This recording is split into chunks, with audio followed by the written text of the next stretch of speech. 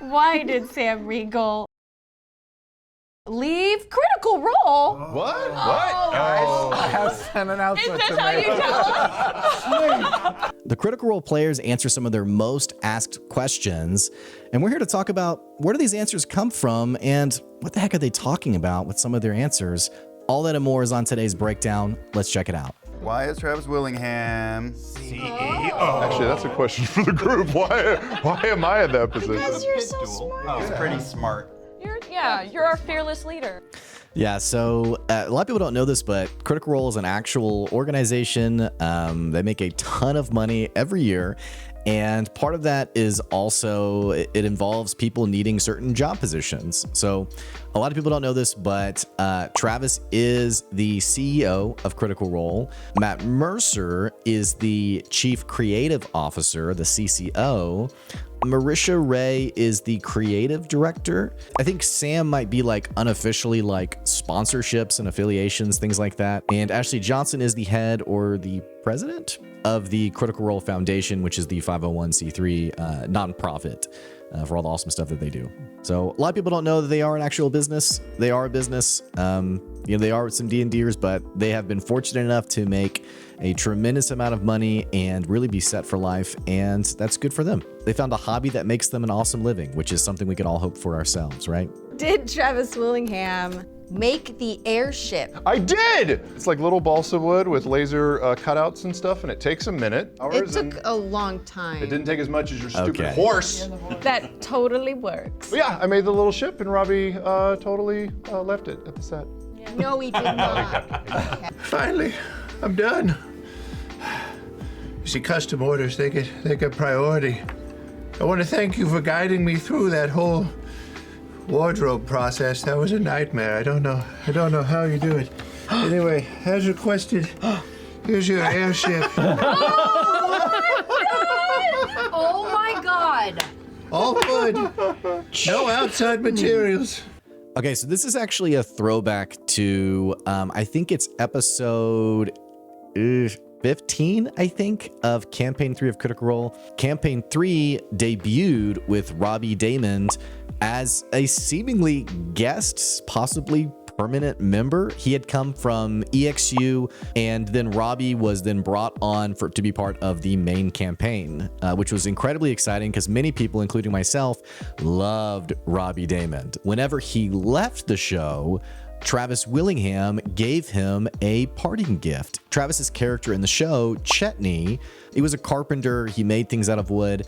Travis then gifted Robbie this airship as like a final send-off gift. He also created a horse that was then gifted to Laura Bailey's character, Imogen Timolt, who's also in the same campaign. What makes Matt Mercer a good Jim? A good Jim. Knowing the rules is fine, but that can be flexible. Doing enough preparation where you're comfortable, but also being willing to let it go based on what the players are feeling and just listening to them. If you're not listening to your players, you're not really collaborating and creating something special. I'll say that. Travis, I love this advice that you have to listen to your players. Matt, for good reason, has been known as sort of the gold standard for great DMing. Ultimately, the rules are there to help create the boundaries of the game session, but ultimately you should be doing what's fun for your players, and it's on you to create that fun environment for them so that they keep playing. where does Matt Mercer get his minis? A Miniature Market's a great website that you can go to. There's Troll and Toad, which is fantastic. You do like the train mini place too, like the little hobby minis. Oh yeah, get a lot of cool like miniature train stuff. Train stores are great. This is a great question because many people look at the success of Critical Role and they think, how the heck can I create that as well for my own campaigns? In fact, I had some players who joined me for the first time who had only seen Critical Role, and from our first session, they were like, well, hey, where's the board? Where's all the awesome minis? And I was like, we have graph paper. You have to remember that your home game is totally different from Critical Role, which is a major production at this point. It's the #1 channel on Twitch, and it's a good reminder to all of us that for your D&D sessions, you do not have to have the production value of Critical Role. As long as you're reading your players well and listening to them, they're going to have a fun time, even if you're using some random stuffed animal to represent your big monster. How does Matt Mercer deal with these people? Come up with names. It is. He just chooses a body part and changes one letter. Enos mangina. There you have it, folks. Say them out loud multiple times before you say it to your players, because they will make you suffer for years to come if you don't. I've sent a group to try and retrieve what is known as the blue perennium flower.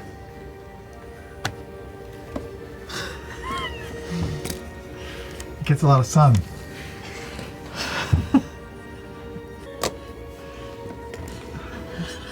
It's a flower? Is it? Urge to just kill a beloved NPC right now. As if she could. By the way, if you like these kind of breakdowns, our channel's all about Dungeons and Dragons. Not just Critical Role, but everything about D&D. We love the game. We love talking about it and discussing it. So if you like that kind of stuff, it is a humble little channel. I appreciate you being here and watching this video. And if you want to see more of it, you can always subscribe to the channel to get more content.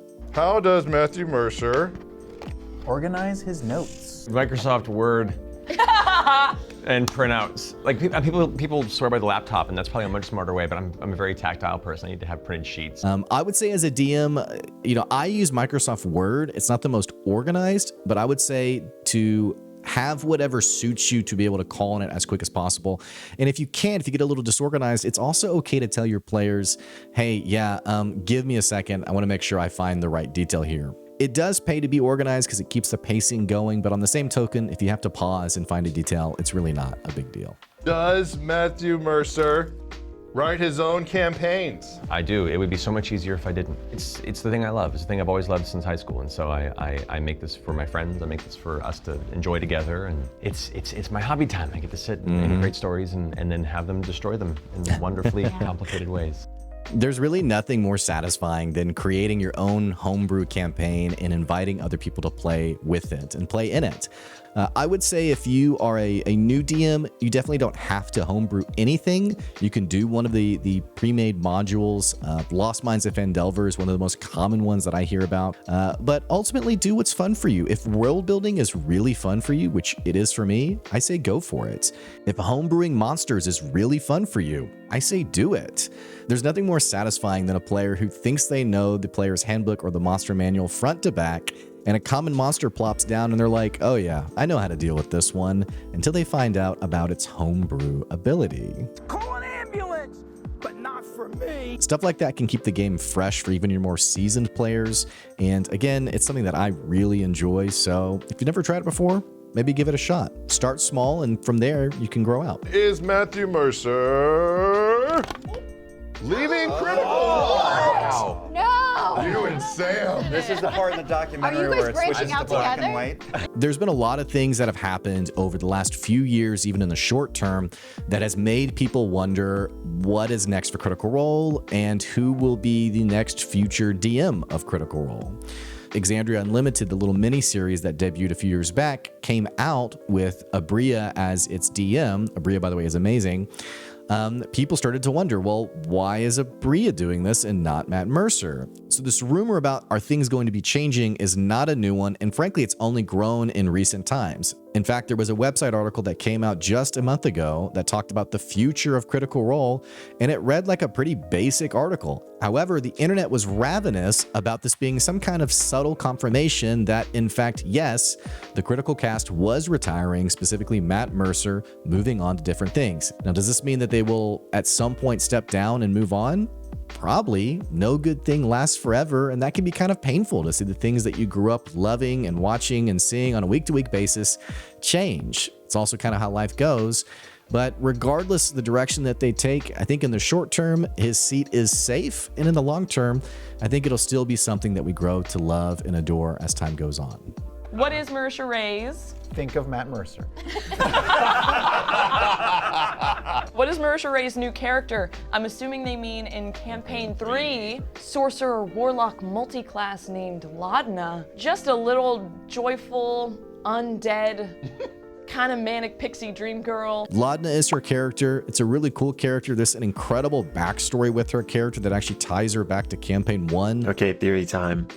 This character from The Legend of Vox Machina, Episode 5, Vex's body double for the Sun Tree. I think it could be Laudna. I actually wonder if this question popped up because Marisha Ray's character in Campaign 3 actually dies around episode 35, I think, 36. Everyone's here, but Laudna is not.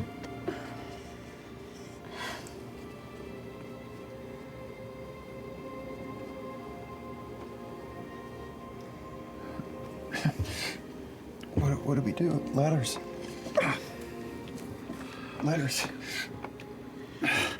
We've done everything we can so far. No! What are you doing?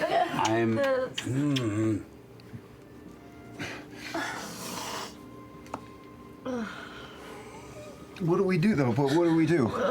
Because we always do something. A massive moment in the campaign. And I suspect that that also affected the Google searches for her character. But yeah, if you're not watching Campaign 3, you should check it out. And by the way, check out our episode discussions too. What did Sam Riegel win an Emmy for? Oh, well, I'm very talented, so it could have been for a lot of things. I like parking on this question for a second because a lot of people watch Critical Role and then they go try to create their own Critical Role version within their home game. A lot of times it creates much frustration both for the players and the DM. Sam is an Emmy winner and the cast are professional voice actors. If you're expecting to recreate the #1 channel on Twitch, which is Critical Role, you're probably going to be really frustrated by the result. So if your game's a little bit awkward and it's a little bit strange to have like more serious moments, just know that that's okay, and by all means, embrace it. Why did Sam Riegel wear that damn shirt? Leave Critical Role. What? Oh. I have sent an announcement. Is this how you tell us? I got cast on Abbott Elementary and I'm out. Sorry, guys. One of my characters left the group during Campaign 1, but I would never leave Critical Role until forced out. I have no idea what Abbott Elementary is. This is a really interesting question, and at first glance, you could think that maybe it's related to Matt Mercer's similar question. I do wonder if this is actually a throwback to a different character who did in fact leave the show.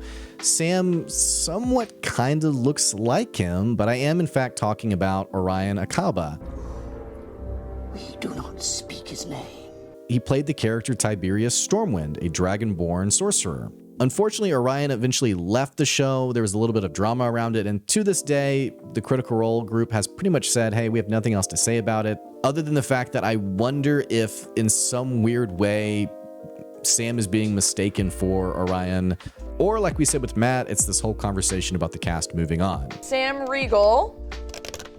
ASMR. No. Hi, Wired. It's me, Sam Riegel. I'm doing some ASMR for you. Oh, yeah. I like Sam's ASMR ad. I have found that many people do not. In fact, I mentioned this in the Discord, and people were like, I think less of you now. Are Liam O'Brien Sam Riegel married? and Laura Bailey related? Twinsies. Yes, for sure. Yeah. In Campaign 1, Liam O'Brien and Laura Bailey actually did play brothers and sisters. Liam, and now that I'm doing this, I'm going to totally mess this up. Liam was Vax, and Laura Bailey was Vex. Will let me know that they have the same birthday, and that was why they decided to play characters that were brothers and sisters. So that's why this question pops up. They were brothers and sisters in character in Campaign 1. Does Liam O'Brien speak German? Ja, aber nur ein bisschen. No, I don't. I remember bits and pieces from studying German in high school. I did German exchange program when I was in high school. Nice. Liam's character in Campaign 2 has a German accent, Caleb Widogast, and that is undeniably the reason why this pops up for him. Is Laura Bailey in The Last of Us? Yes, I am in The Last of Us. What about the show? I am. So I did like a little Easter egg in the actual Great game. series.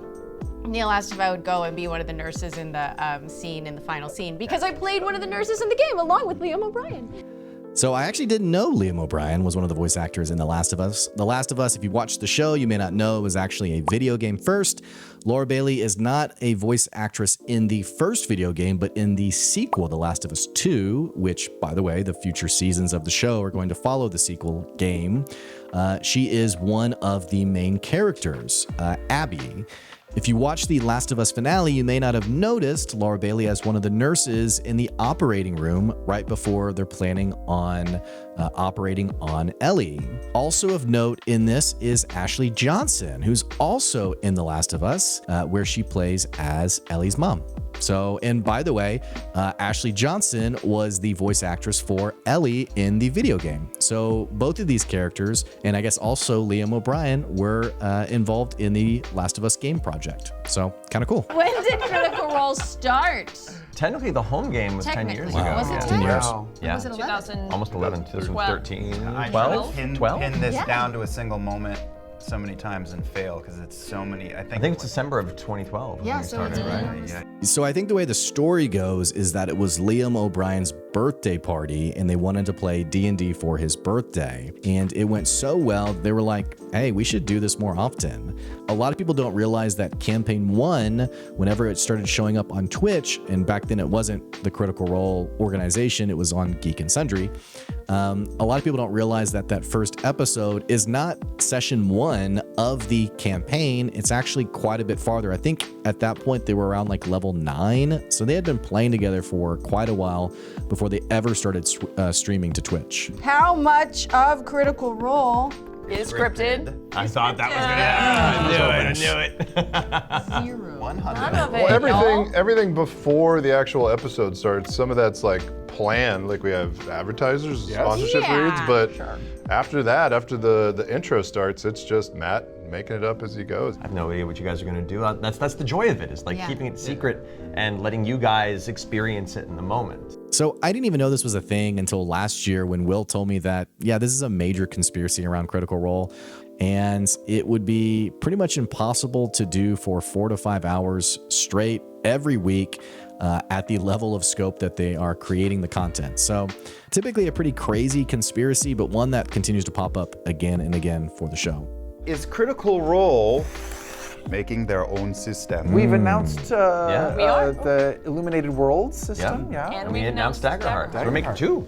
Yeah. We're making 2 of our own systems. We have a game publishing wing called Darrington Press. There's a couple of interesting details that are mentioned here. 1, Illuminated Worlds, and 2, Daggerheart. Daggerheart, we actually have a video in production that's going to go on the channel. A lot of people don't know how D&D works, and in terms of like its rule set, the rule set is something called 5e, and it's created by a company called Wizards of the Coast. However, there's actually a lot of different systems out there, like Pathfinder, for example, and Critical Role seemingly is now creating their own system. All that and more is going to be on our Daggerheart breakdown, which will be on our channel, which I'll be sure to upload the episode description to point to that as well.